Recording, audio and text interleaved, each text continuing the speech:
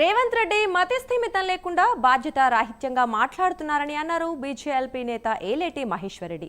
రాహుల్ మేపు కోసం విమర్శలు చేస్తున్నారని అన్నారు. తెలంగాణను రేవంత్ రెడ్డి రాహుల్ పాదాల వద్ద తాకట్టు పెట్టారని విమర్శించారు. మీనాక్షి నటరాజన్ సెక్రటేరియట్లో అడుగుపెట్టినప్పుడే రేవంత్ డమ్మీ ముఖ్యమంత్రిగా మిగిలిపోయినట్లు స్పష్టమైందన్నారు మహేశ్వరరెడ్డి. ముఖ్యమంత్రి రేవంత్ రెడ్డి గారు మాట్లాడినటువంటి తీరు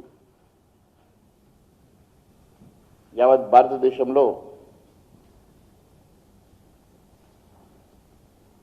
ఒక మతిస్థిమితం లేనటువంటి వ్యక్తి మాట్లాడినట్టుగా, బాధ్యత రహితంగా మాట్లాడినట్టుగా కనబడుతుంది. ఒకసారి మీరు ఆలోచిస్తే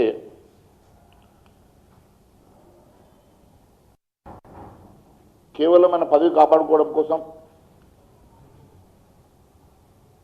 రాహుల్ గాంధీ మెప్పు కోసం ఏదో మాట్లాడాలి కాబట్టి ఒక విమర్శ చేయాలన్నట్టుగా విమర్శ చేస్తూ ఉన్నారు. కానీ నిజంగా రేవంత్ రెడ్డి మాటలు ఒక బుడ్డర్ ఖాన్ మాటలు లెక్క, ఒక బుడ్డర్ ఖాన్ని తలపిస్తున్నట్టుగా మాట్లాడుతున్నాడు. తెలంగాణలో ఆయన పదవి కాపాడుకోవడానికి ఈరోజు ఉన్నటువంటి పరిస్థితిని గమనించి ఏదో ఒక రకంగా తన పదవికి ఉన్నటువంటి గండాన్ని తప్పించుకోవడానికి రాహుల్ గాంధీ పాదాల దగ్గర తెలంగాణ ఆత్మగౌరవాన్ని తాకట్టు పెట్టినటువంటి రేవంత్ రెడ్డి ఈరోజు ఏ ముఖం పెట్టుకొని మాట్లాడుతున్నాడో అడుగుతున్నాం. ఈరోజు